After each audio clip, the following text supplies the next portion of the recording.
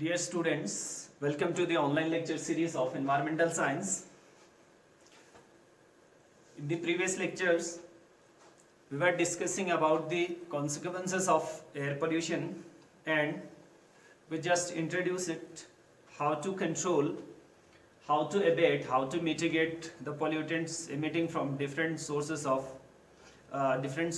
that's from industries, factories, and we mentioned you few devices how to use such devices to control the particulate air pollutants, and what are the means and ways which we are going to discuss about the gaseous pollution control. So today we will discuss the devices,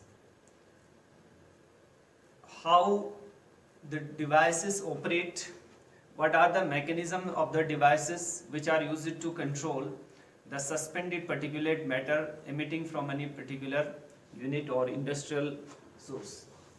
So, as already discussed, as already mentioned, there are number of devices which are used to control the particulate air pollutants, and in the first instance we say a gravity settling chamber. Gravity settling chamber.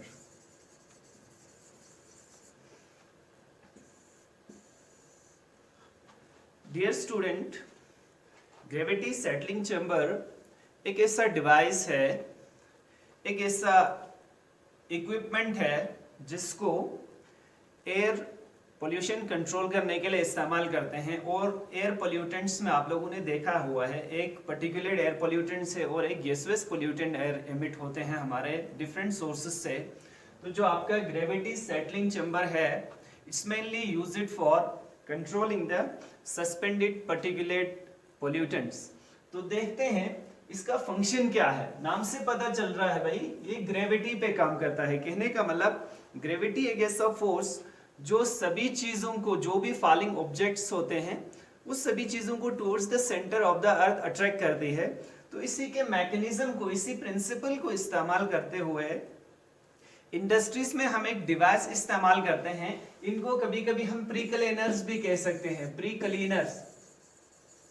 Cleaners क्योंकि ये बहुत fine suspended particulate matters को remove नहीं करते हैं, बल्कि ये बहुत कोर्स जो पार्टिकल्स एमिट होके आते हैं आपके इंडस्ट्रियल सोर्स से पर्टिकुलेट मैटर के फॉर्म में, उन्हीं को ही रिमूव करता है। इसलिए हमने इनको कहा प्री क्लीनर्स कहा। अब ग्रेविटी पे काम करता है क्योंकि सस्पेंडेड पर्टिकुलेट मैटर जब तक सस्पेंशन फॉर्म में हो, लेकिन थोड़ा सा मूवमेंट करने के बाद वो इजीली सेटल डाउन हो जाते हैं। डिपेंड करता है आपके पार्टिकल का साइज कितना है, उसका डायमीटर कितना है। तो उन्हीं पार्टिकल्स को रिमूव करने के लिए एक डिवाइस का हम इस्तेमाल करते हैं जिसको हमने कहा ग्रेविटी सेटलिंग चैम्बर्स। बिल्कुल सिंपल है, एक सिंपल मैकेनिज्म है, प्रिंसिपल भी इसका बहुत सिंपल है।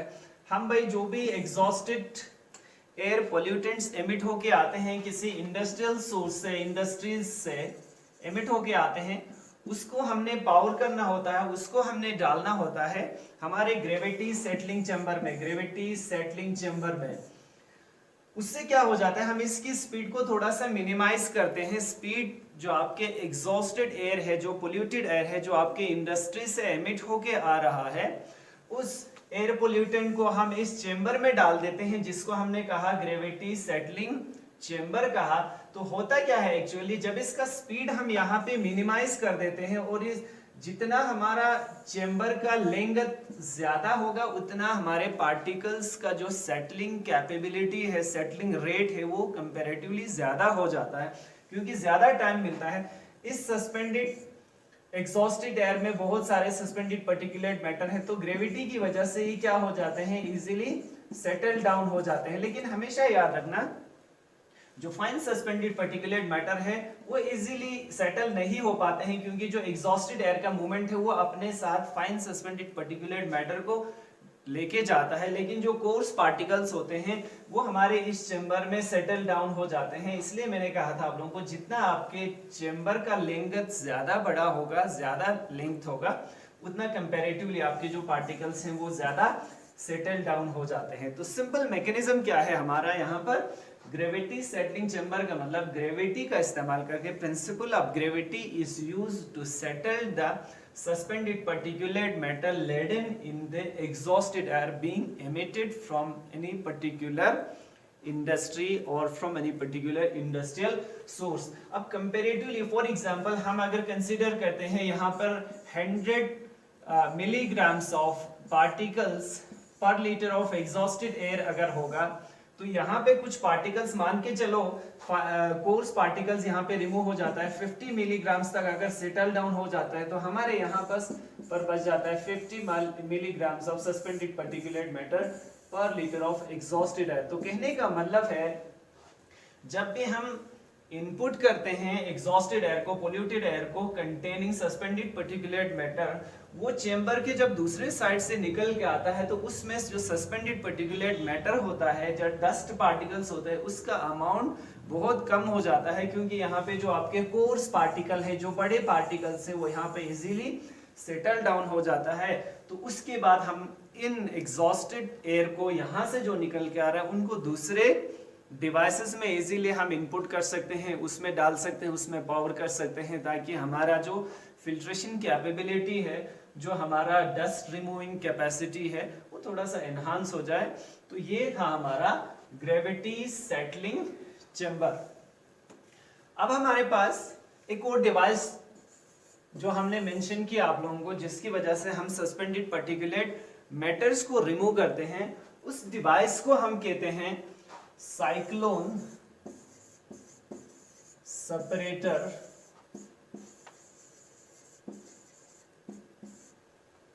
या साइक्लोन चेंबर भी कहते हैं हम। देखो इस डिवाइस में क्या होता है, साइक्लोन एक स्वेरलिंग मूवमेंट होता है, एक्चुअली एयर का एक पर्टिकुलर स्वेरलिंग मूवमेंट होता है, और हमारे पास एक चेंबर होता है।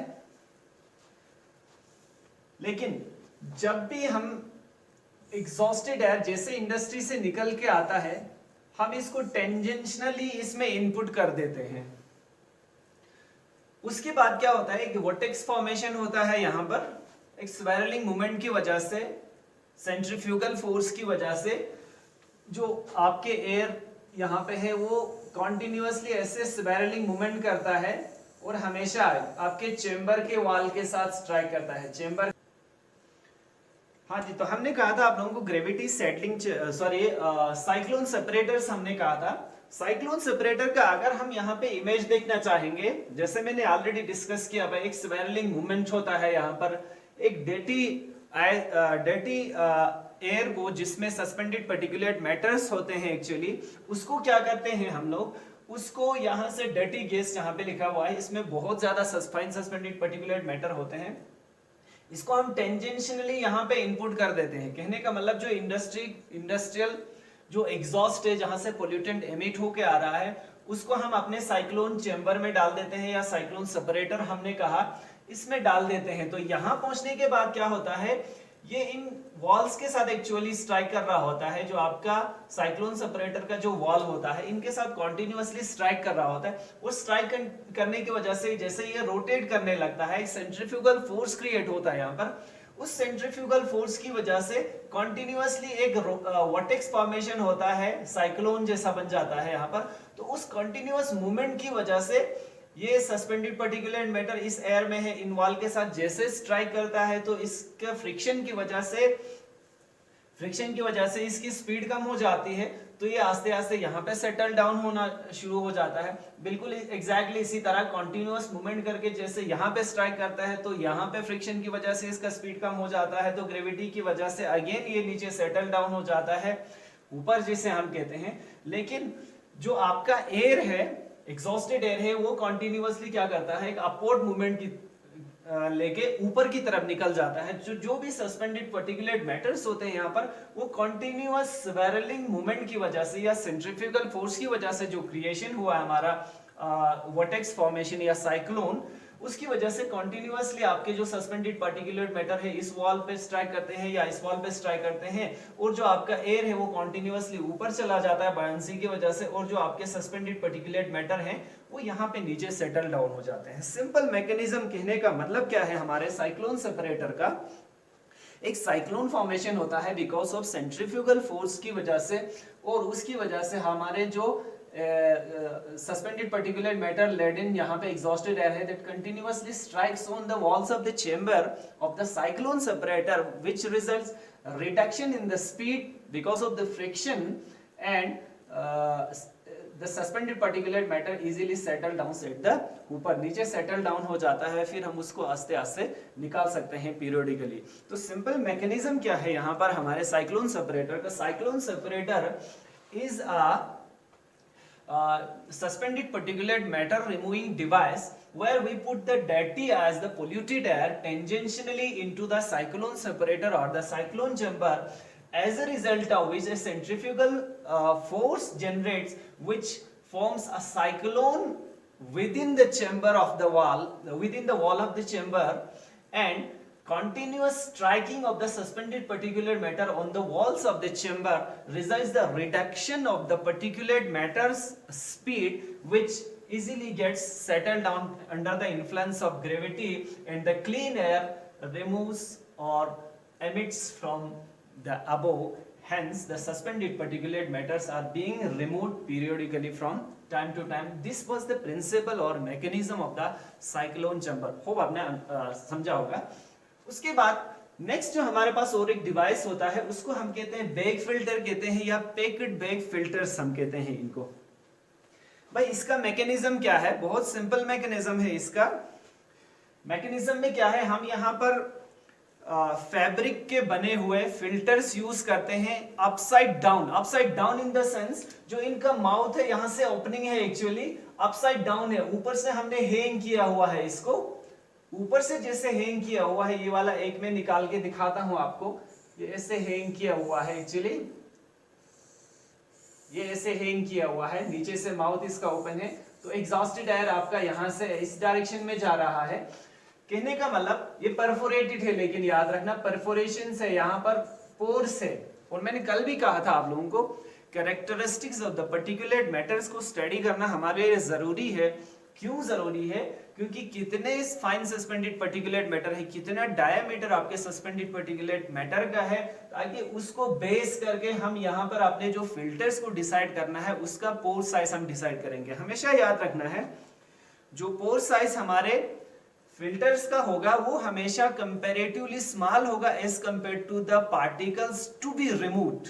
जिस पार्टिकल को हमने रिमूव करना है उसका साइज हमेशा बड़ा होगा, जबकि हमारे फिल्टर का साइज हमेशा छोटा होगा, ताकि वो इसमें फिल्टर्ड आउट हो जाए।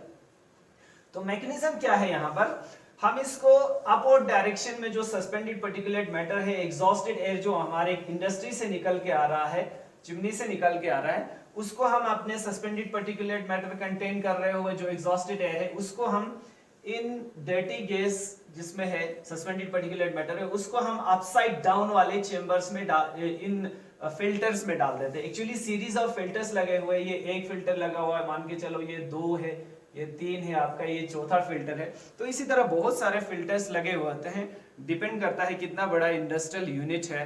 अगर छोटा यूनिट होगा तो जाहिर सी बात है छोटे चेंबर्स का फिल्टर्स का इस्तेमाल करेंगे। तो जैसे ये डस्ट पार्टिकल्स ऐसे आ जाते हैं तो ये अपवर्ड मूवमेंट में ऊपर चले जाते हैं। अपवर्ड मूवमेंट में ऊपर चले जाने के बाद यहां पहुंचने के बाद ये फिल्टर्ड आउट हो जाते हैं। कहने का मतलब स्मॉलर पार्टिकल्स जो होंगे फिल्टर का साइज से जो बड़े पार्टिकल्स होंगे, फिल्टर के पोर के साइज से जो बड़े पार्टिकल्स होंगे वो इजीली इसमें फिल्टर्ड आउट हो जाता है।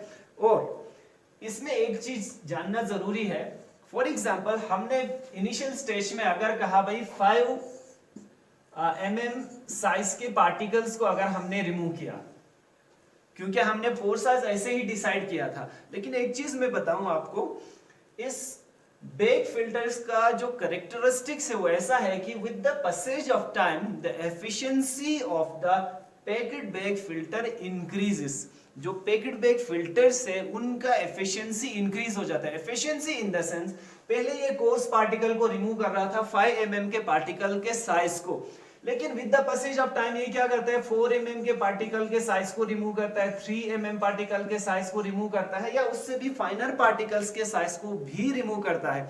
भाई कैसे, जबकि हमने पोर साइज तो डिसाइड किया है, सिर्फ हम कोर्स पार्टिकल को रिमूव करने के लिए 5 mm वाले पार्टिकल्स को।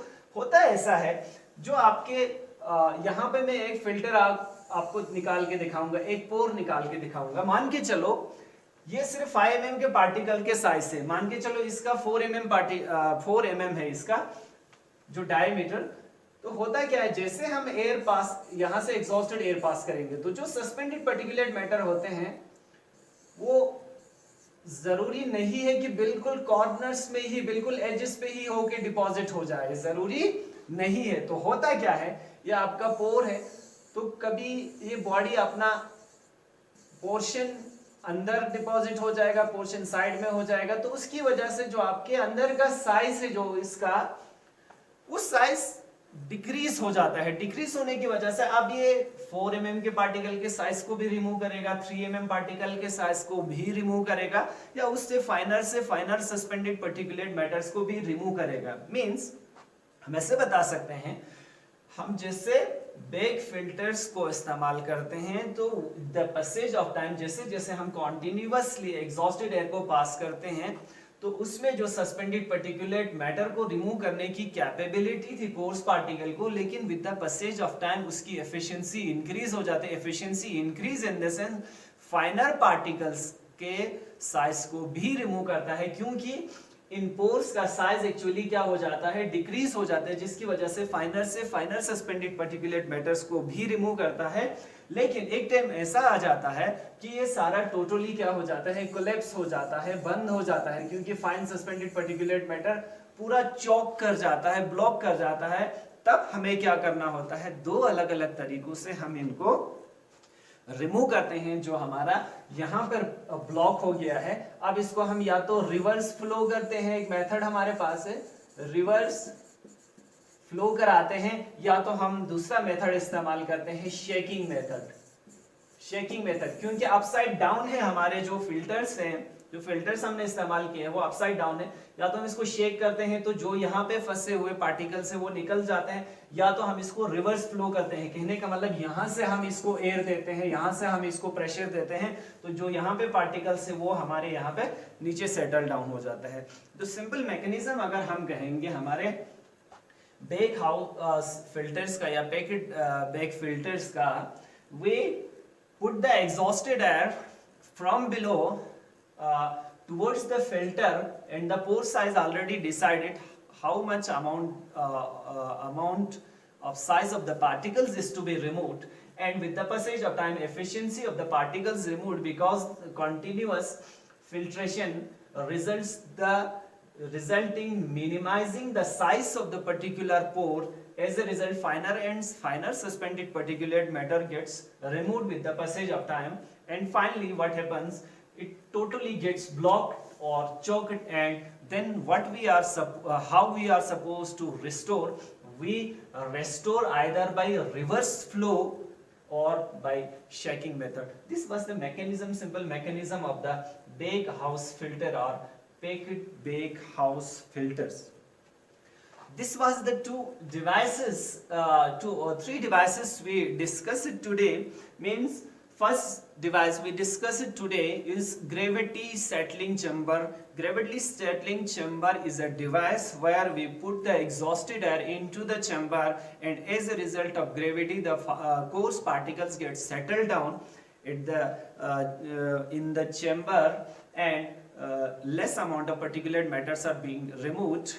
And in case of cyclone separators, what we are supposed to do, we put the exhausted air tangentially into the chamber, into the cyclone separator. As a result, because of centrifugal forces, cyclone is formed, which results the continuous striking of the suspended particulate matter on both sides of the walls of the chamber.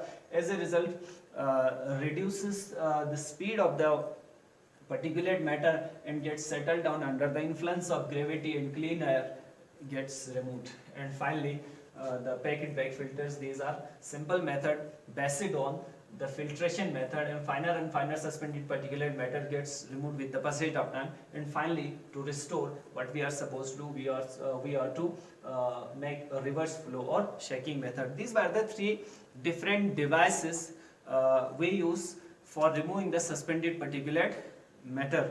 But when we install these devices in our industries, no doubt these costs or incentive has to be used.